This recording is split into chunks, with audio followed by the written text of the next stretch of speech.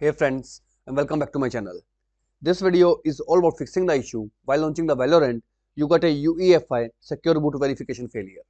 So without wasting time, let's go ahead and directly proceed with the resolution. First of all, you need to open up your task manager. From the left pane, click on the details tab and in the search box type in ROIT. Whatever the processes are running, you need to right click and choose the option end process tree on end task so that all the processes related to ROIT or the Valorant will be closed. After doing so, click on Start menu, type CMD and you need to choose the option Run as Administrator. Now type here two commands one by one. SC delete VGC and hit the enter key. Next one is SC delete VG and hit the enter key again.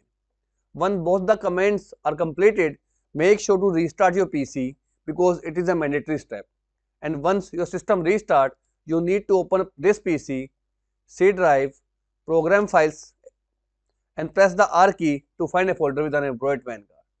Once you find this folder, right click and choose the option delete.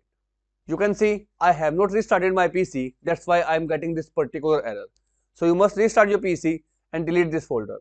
After deleting the folder, type in ROIT and launch the ROIT client in the administrator mode. Now you need to log in onto the ROIT client using your user ID and password. Now once you are logged in, click on Valorant and you will find the option of update.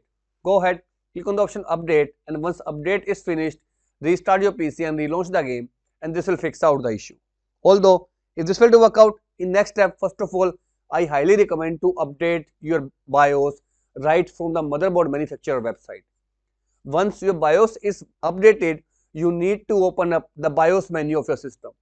And in BIOS menu, you will find secure boot configuration either in advanced settings or in the security settings.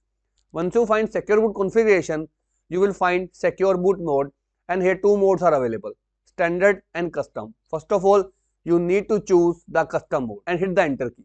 After that, you will find the option of install default keys. If it is not available, you will find the option of reset keys. Click on it so that either the BIOS will install the default keys or reset the secure boot keys. After doing so, once keys are installed, again go to secure boot mode and this time switch back from custom to standard mode.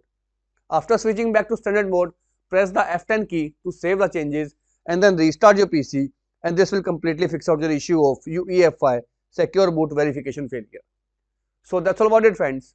If this video works out for you, I request you to please click on subscribe button and turn on the bell notification icon to continue receiving updates from my channel.